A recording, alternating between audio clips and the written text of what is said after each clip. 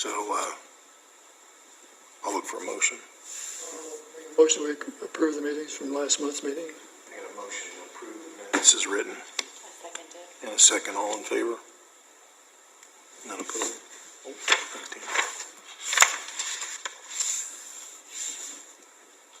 First item on our agenda this evening is a variance request at 22 Victor Drive.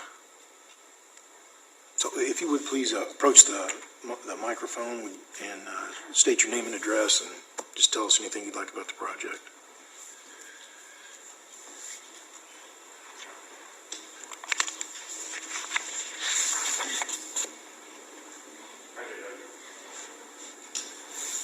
Yeah, my name is Logan Husky. It's 22 Victor Drive. We're adding this ordinance for our grandmother. It's going to be a mother-in-law suite. I'm sorry. Do you have anything to add that's not written in the plans or anything?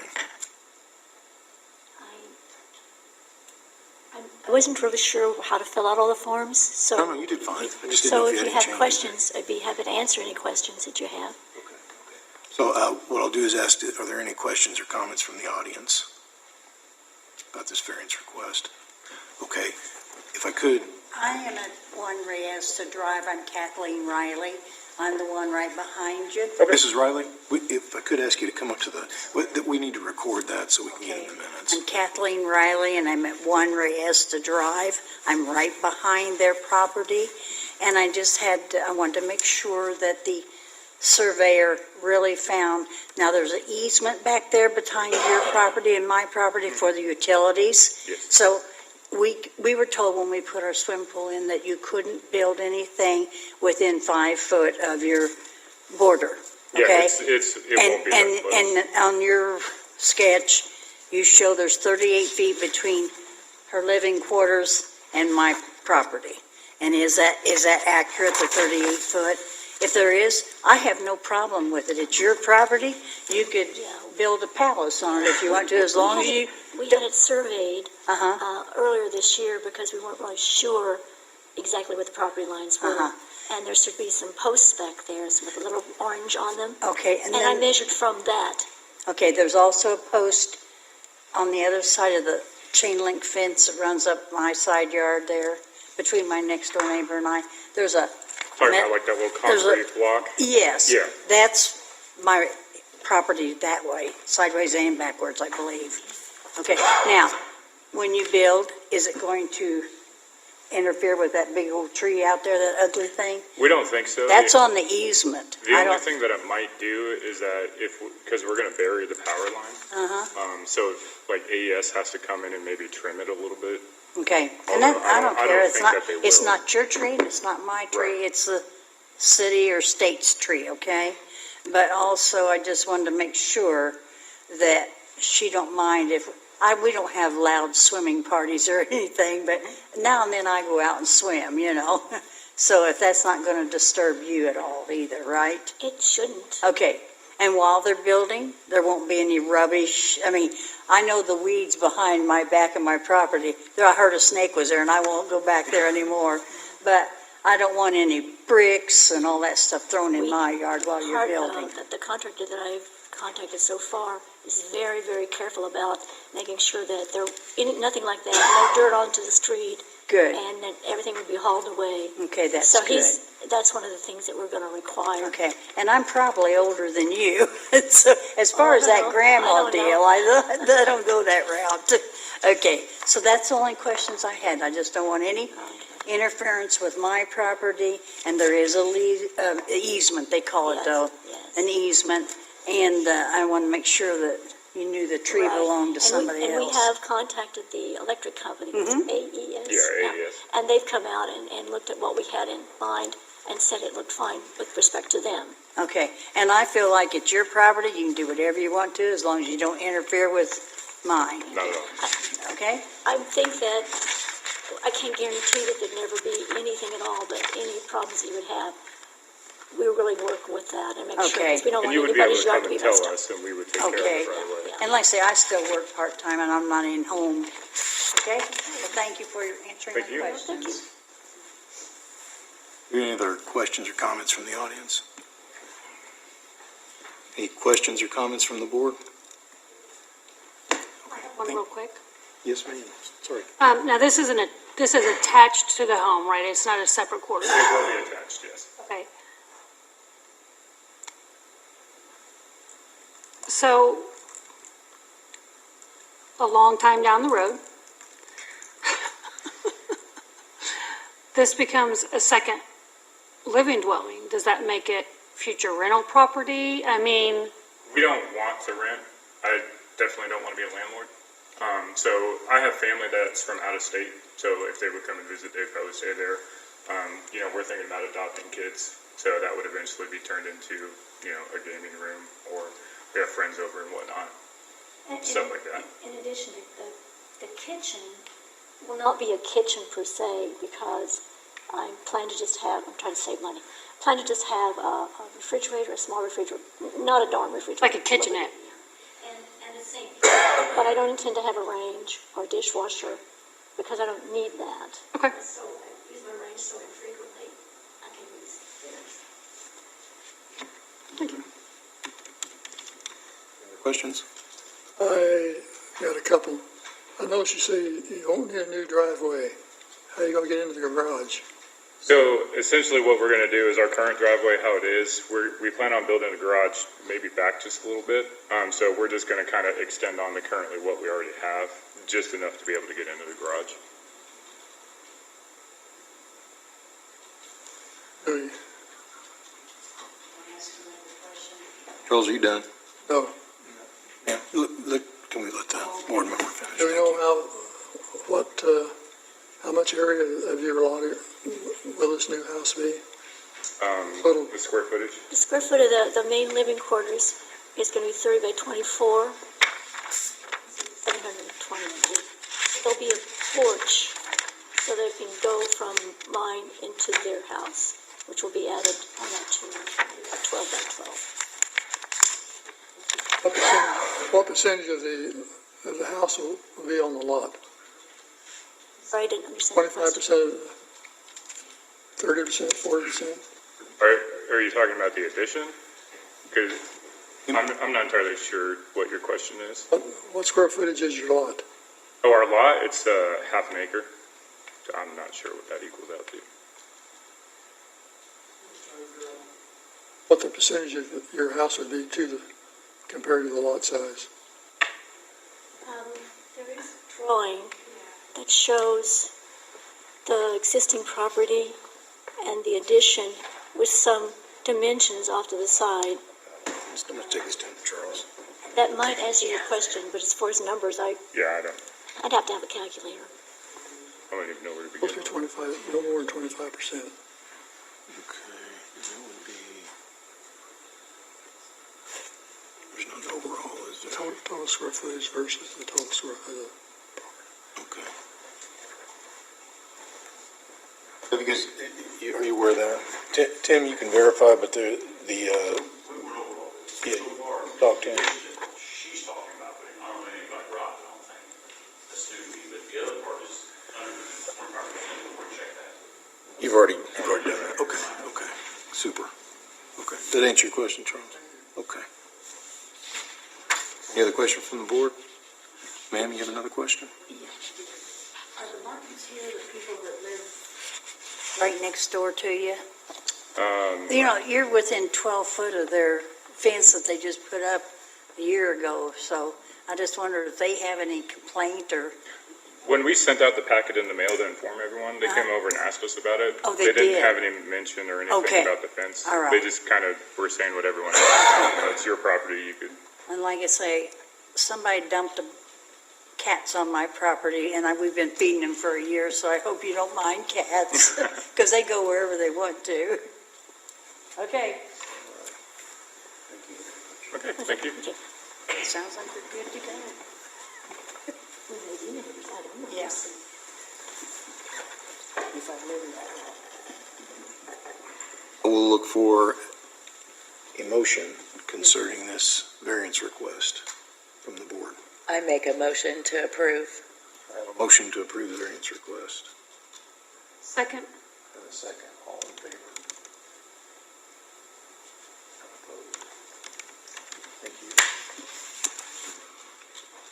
Next item on the agenda this evening is a variance request at East South Street.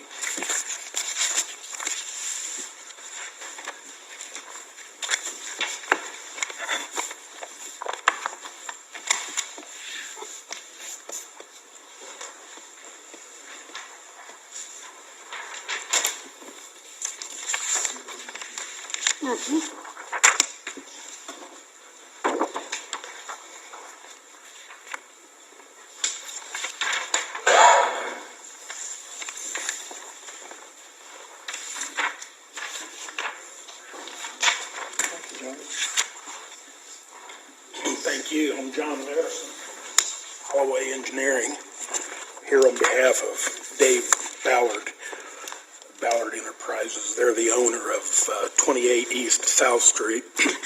This probably looks familiar to several of you. We were before the Plan Commission last July to divide this property, and at that meeting I presented this same preliminary site plan for Dave to show you what we would be back in asking for when we proposed the site planning. At that time, we had a 40-foot by 60-foot block that we showed, and that is the building that we're requesting the variances for. However, we're actually not building that entirely large a building. That's the block footprint, the biggest box, what we call. But the unit itself is only 28 by 54. With a covered porch on the front and an uncovered porch on the back, it's going to end up being right at more like about 34, 35 feet deep and 58 feet wide. We're going to go ahead and ask for these variances, knowing that they're probably 1 or 2 feet more than what we actually need. In other words, we'll be further from the property line, probably by a foot or two, when we actually go to build the building. So the first variance that we're asking for tonight is similar to what Tim was talking about a moment ago, the lot coverage. The ordinance calls for 25% maximum impervious surface. And that's basically your rooftops, your driveways. The town has adopted the 25%. Frankly, we know that just isn't enough in most situations, especially if we're going to count driveways, sidewalks, garages, everything. It's just not enough. We asked for a 60% coverage simply because we are counting the driveways. These are going to be gravel drive, okay? Gravel doesn't run off at the same rate as asphalt, obviously. It allows for considerably more drainage, but your drainage ordinance treats it the same way. In other words, it has the same runoff curve number in a drainage plan from an engineering standpoint as an asphalt driveway does. So what we're asking for actually is the actual coverage of a lot for the building comes out to be 31.6%. With the gravel drives, it ends up being 60%. Based on roughly a 1,505 square foot building, which is what we went through a minute ago. That's roughly what that comes out to be, about 1,505 square feet. It's on a 6,000 square foot lot, 1 and 4. Okay, it's very close to the ordinance. But again, we were asking for that 60 because we were including those parking spaces. And I might let Tim comment on that and what the town's intent is. Parking spaces are one for the first bedroom, no, two for the first bedroom and one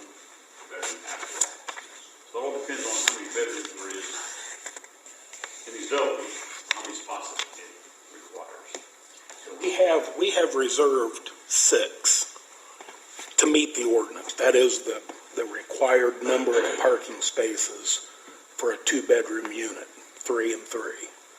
So we've got that. Whether there are ever 6 cars parked there or not, we're going to provide that number of spaces simply to meet the ordinance. But I do want to point out that we do still have, I think, some real uncertainty in our development requirements in that number, because 25% is not enough. I mean, we're dividing lots nowadays with 7,000, 8,000 square foot lots, and people are building 3,500, 4,000 square foot homes on them. The math doesn't work, and it really is never going to work at 25%, especially if we're counting driveways and sidewalks. That is the first variance that we're here for tonight. The second one is for the front yard setback. The town requires 40 feet. The 40 feet is a typical setback in a new subdivision that allows for you to stack 4 cars in a driveway, 2 deep, without being out on the street. That is why we have a 40-foot setback in our modern subdivision requirements. This is not a modern subdivision in any way. We're fronting on a very low-speed alley. We've got 6 parking spaces. We don't have to park any of the 6 required car spaces in front of the unit. We've got enough room to do it on the end and in between lot 1 and lot 2. So really the reasons for a 40-foot front yard setback go away with this plan. Again, number 1, we don't have to stack cars in front of the unit. Number 2, very, very slow, low-speed roadway. That's why the 19 feet from the asphalt, we believe, is more than sufficient. If you look at the aerial photo that I gave you in that general area, you'll see, for instance, the crematorium at the funeral home. I don't know, within 5 feet of the property line, probably. You'll see a lot of garages in town right on the alley line. And all over town, you'll also see homes within 6 feet of a side yard property line. So that kind of ties in with the last one that we're asking for. We're 6.2 feet from the rear lot line, simply because we're facing the double unit to the west. So the backyard is actually is what is generally the side lot line in the town of Mooresville. Okay? And we're 6.2 feet away from it. We made it 6.2 because the side lot requirement is 6 feet in Mooresville. In R1, it's 6 feet. So this unit will be no closer to that line, the east property line, than the typical home in an R1 setting. That's why we made sure we had that 6 foot, actually 6.2 foot cushion. If I've completely confused you.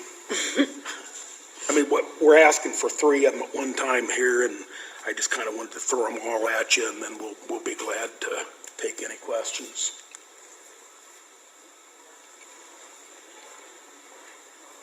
I did, by the way, also include, Dave wanted me to include those pictures of the last unit that he built. Guys, we're not telling you that that's the unit we're building here. That's a single family home. He just finished that over on Northeast Street. But it added a lot to that street. looks really nice on that street.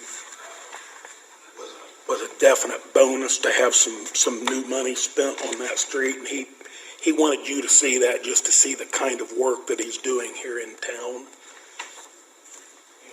And again, I'll be happy to answer any questions for you.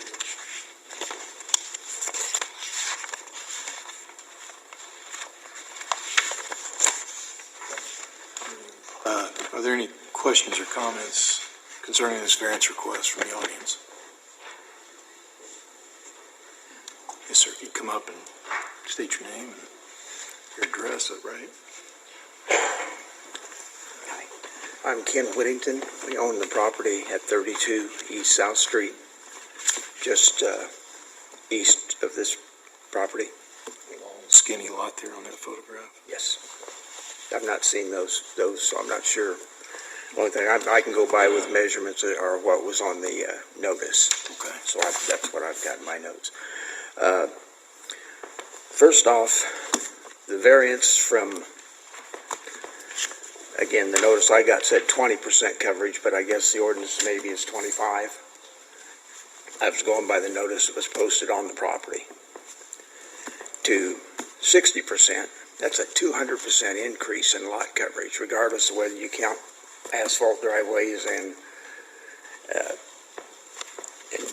most of you probably know a well-packed gravel driveway probably runs off almost as much water as an asphalt driveway does. I'm not an engineer and I can't say that, but just from my experience.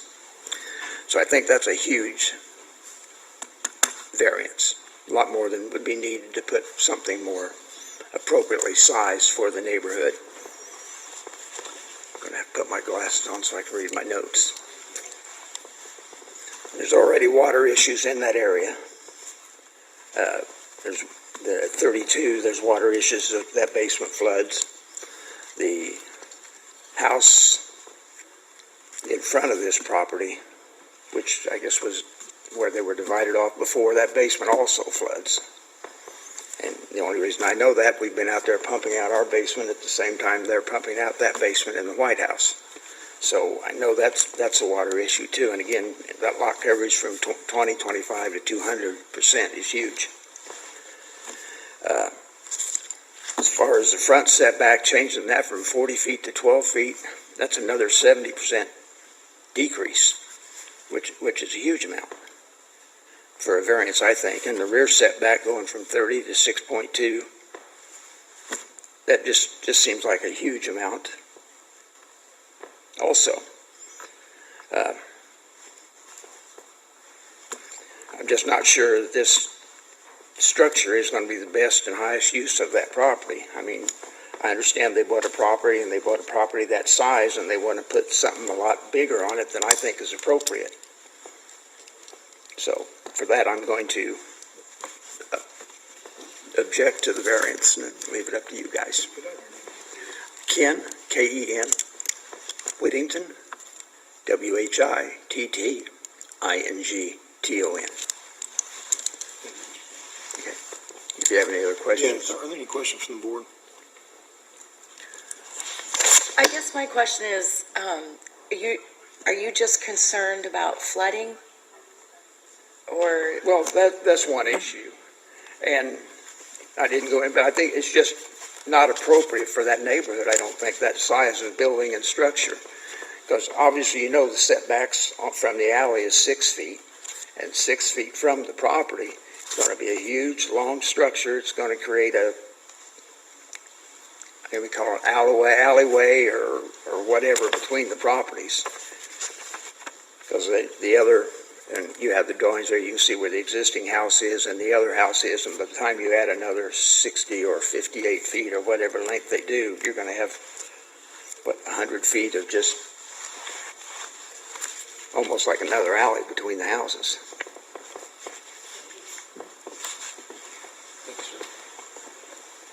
I'd also like to say something. I'm Thomas Whittington. I don't do this. I know you guys do this all the time. I just work on furnaces. But, so I live in 32 East South Street. I'm buying the house on contract from Ken Whittington. And One thing that I would say that I heard during his talk was he said, well, 25% just isn't enough. You just can't do that. It's impossible. Everybody on the street is living under that variance, no problem. It's been that way, no problem. So it's possible, but maybe just not for what they want to do. We have those variances in place for a reason. I don't think it helps my property value at all to have another house there. I do know that there's water issues. It's not just those two houses. It's all the houses along there. It's going to do nothing but make that worse, I believe. And that's really all I've got. So. Any other questions from the board for Thomas? John, would you like to address their concerns? Would, if you could take a look at the aerial photo that I've provided you with, there's never been an ordinance for a percentage of impervious surface in the town of Mooresville until recently. And the new development is being required to meet that. And we're going to be in, you guys all know we've been in extensively over and over and over again for this issue.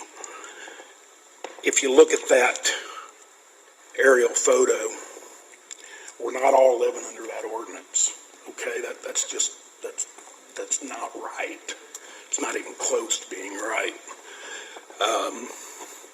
The funeral home, you can see they've probably got about 95% impervious surface, including a parking lot for probably 70 cars. It's all asphalt. It's all asphalt and rooftops. Same thing with the crematorium lot. That's another 85% probably in asphalt, and then rooftop for the crematorium. Each of those, and I'm not going to belabor this point, but all of these lots, I believe it's the VFW, the small strip center just north of it with the smoke shop,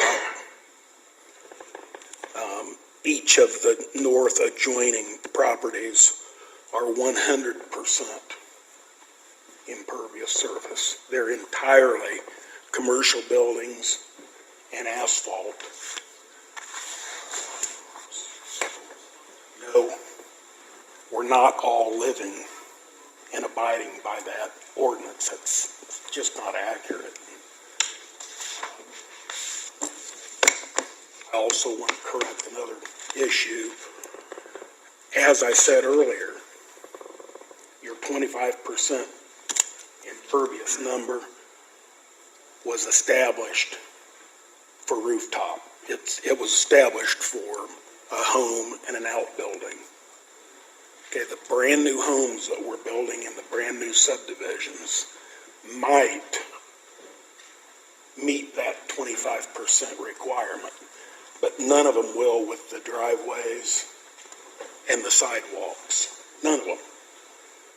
So we have a real problem with that number in the ordinance.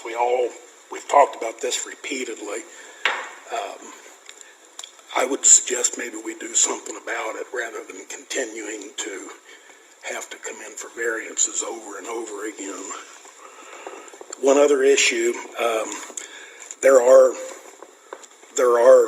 wet basements in Mooresville.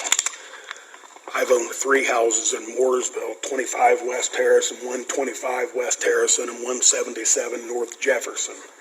And all 3 of them have wet basements. That's from a soil type. The soils are really tight. Most of those homes, in fact, most of the homes in Old Town Mooresville were built so long ago that the technology and the amount of effort given to draining a home properly just wasn't adequate. We've all had a wet basement living in the town of Mooresville. And this structure, by the way, will not have a basement, isn't going to change that at all. So that's all I have for you. I know this is a really small, I'm sorry, I don't mean to go out. Well, I know this is a very small lot and a very small project. Is there a way to remediate excess water on the property temporarily, like a holding? You know, like every single lot in town, this property drains very slightly to the south, but almost entirely to the east. And nothing's going to change that. Whether it's an empty yard that they continue to mow, because that's what it is now. It isn't used for anything, and it hasn't been for years. I'll just point out one more. These lots were platted 190 feet deep, I believe, 180 feet deep, about half of an acre.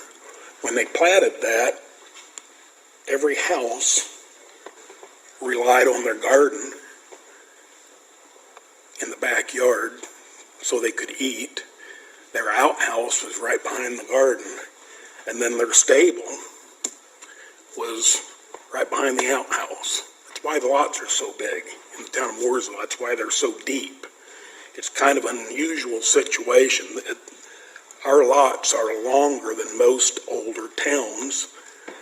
Samuel Moore wanted to have larger lots so that people could put their gardens out and still have their outhouse and not have the outhouse in the garden. So here we are with sanitary sewers and water and such, and we're not going to an outdoor latrine anymore. We've got this big backyard, and all they're doing is mowing it.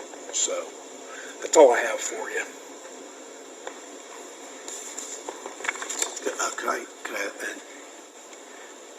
this might, I'm not trying to be argumentative. Sure. But, so the ordinance that we have now, and Tim, you're much more, you're much better on this than I am. The ordinance we have now exists for a reason, for drainage, right? Well, yeah, there are national standards that we try to shoot for. And you said a lot of the properties, I'll use the term violate, but are grandfathered. Yep. And would violate this today. Yeah, a brand new subdivision, actually what you're going to do is, it's going to be engineered with so many acres and so many acres of impervious that include your roadways, your sidewalks, your driveways, your rooftops, mini barn, okay? A modern subdivision, 1995 and on perhaps, will be designed so that the retention pond will retain that water and not release it at any faster a rate than the pre-developed conditions, Okay. which in many cases is just a farm field, okay? Your old towns, obviously, they didn't set aside 10 acres in the middle of the town back in 1830. They didn't set aside 10 acres for a big regional retention pond. They weren't even thinking about that. And that's why your old towns will never, ever live up to the modern standard. You know, if you think about Indianapolis, you go into Indianapolis and it's all asphalt. And that would be because they had so much impervious surface 150, 200 years ago. Right. So we've got a lot of properties around here that already have an impervious surface. Yes, and they're draining south and east. We're circling cover. Having one more home, you know, okay, we're not out around anymore. You know, nobody in the inner city is You're exactly right. So that goes back to my original question. Is there a way to take care of the water off this lot before it comes off the lot? Or this two-family dwelling, two-unit dwelling? There could, in the absolute strictest environment, a small retention pond that would look just about like a small ditch could be built in the backyard or right along the property line. But Would that, as an engineer, would that work? yes, it would work. But is it something that we want to put the owner of that lot through when,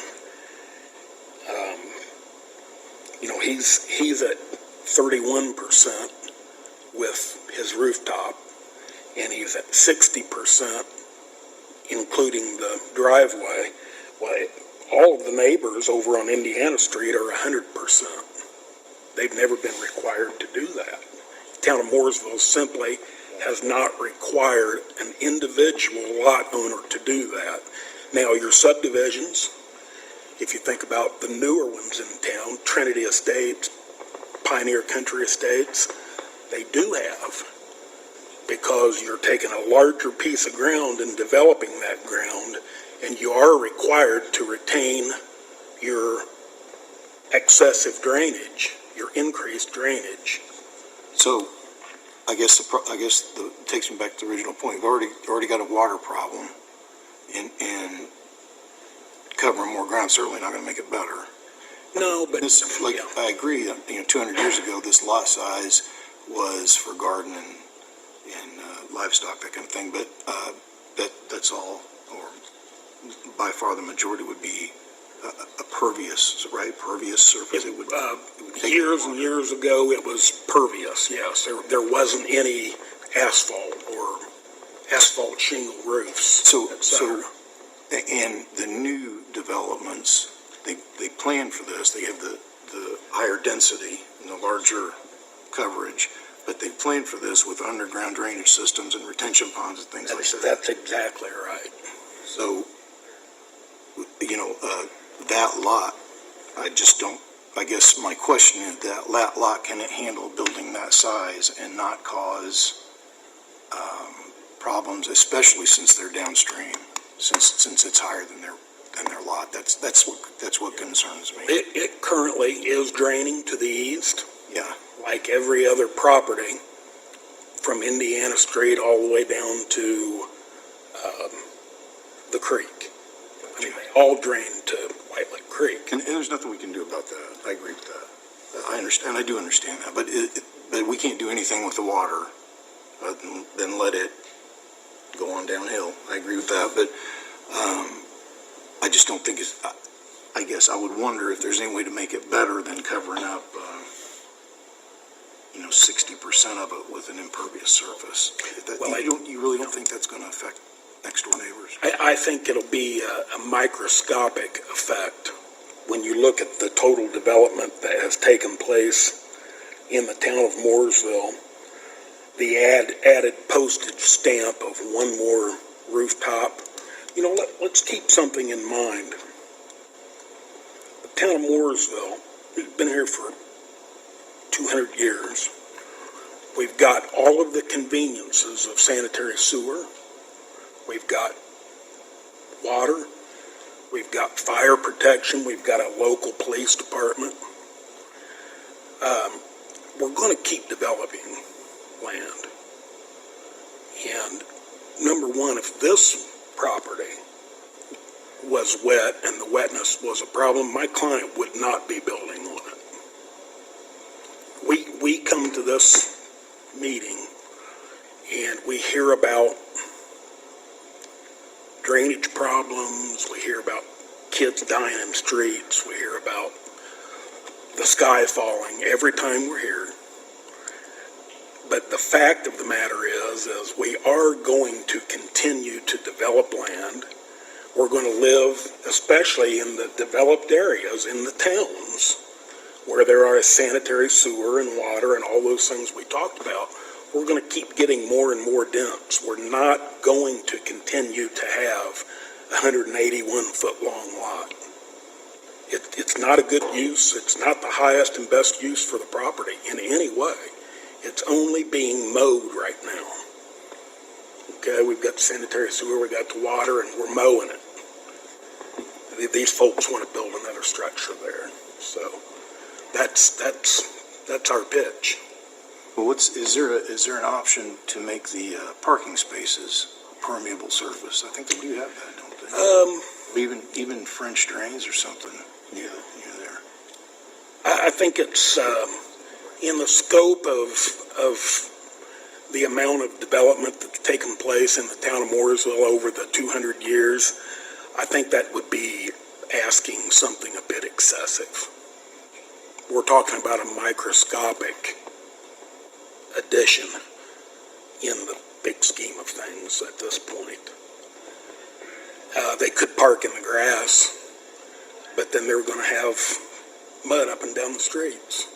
So that's why we use gravel. So you're aware of no way to remediate the water coming off of it?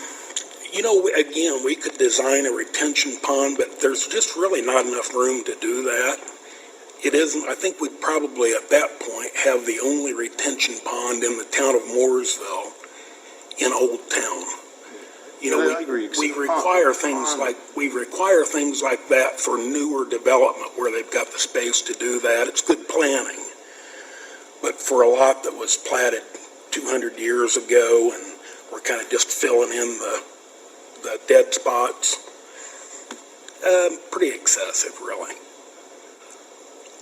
Yeah, I think a retention pond on a fifth of an acre is asking quite a bit from you.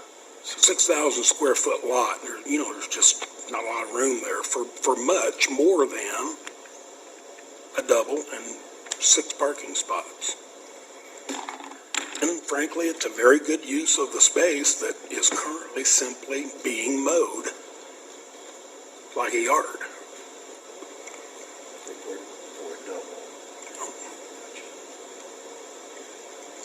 Okay, thank you. I appreciate you. Sure. Your patience. Absolutely. I really do. Are there any other questions or comments from the board? I'd like to have a question for Tim. Tim, do you have any objections to issuing a building permit for this? Well, if he meets all the requirements, I can't stop him from getting going about that. In other words, if you pass it, he's gonna get a building permit. It's that simple. If you don't, he won't. I can't circumvent the rules of one person or anybody else, so I'm not going to. So, if he passes everything tonight here, he'll get a building permit. Tim, can I ask you something while you're up here? Is there a way to, do those alleys drain? Is there a way to kind of force the water down the alley, or? We will make them look into the drainage, one way or another. I can't guarantee he's gonna have to put retention pond. Yeah, it's a fifth of an acre, yeah, there's not gonna happen.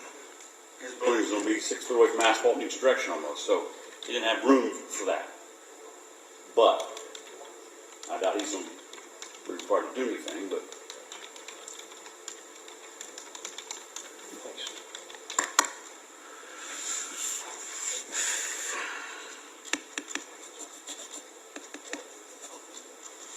Okay, I will look for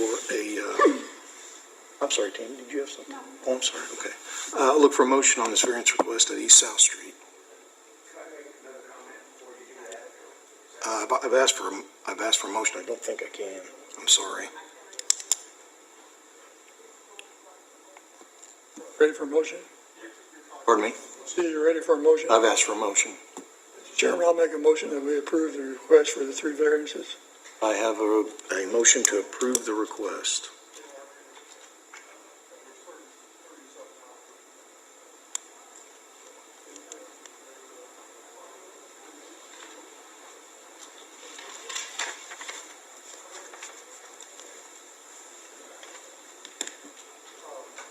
So we have a motion to approve the request. Is there a second?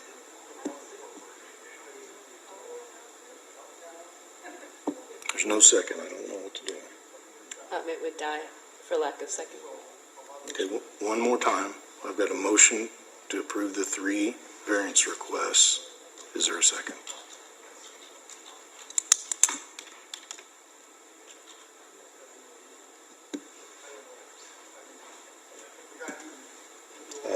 I don't have a second, so I believe It it would die for lack of second. I guess it could get tabled to another, or the petitioner could withdraw. Or At this point, at this point, if a second is made, a second isn't an approval, it's just a motion to make, or a second to make a motion. The vote could go on and you could vote amend or to approve or disapprove.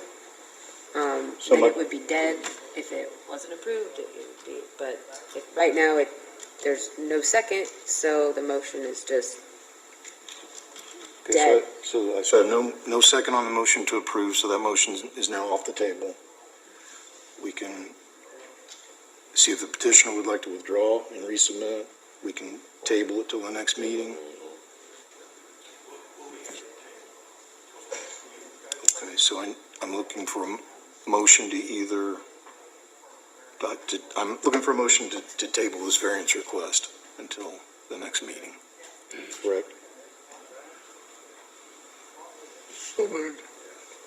I have a motion to table this variance request at East South Street. Is there a second? I'll second that. Second. All in favor? Opposed? Okay, voice. What was the vote?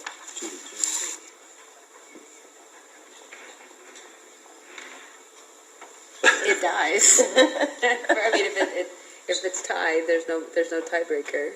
Okay, can he still withdraw and to resubmit?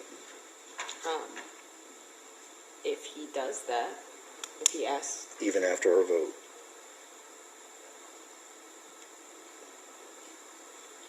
I'm looking for, I know this is an interesting situation. I'm thinking through. Let's see. Motion for table doesn't. I mean, I guess it just dies for lack of.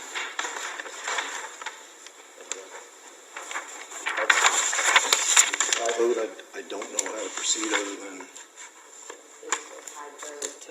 if we look into possibly designing a very small, it isn't going to amount to what you would consider, what you would typically think of as a retention pond, because it's going to be so small.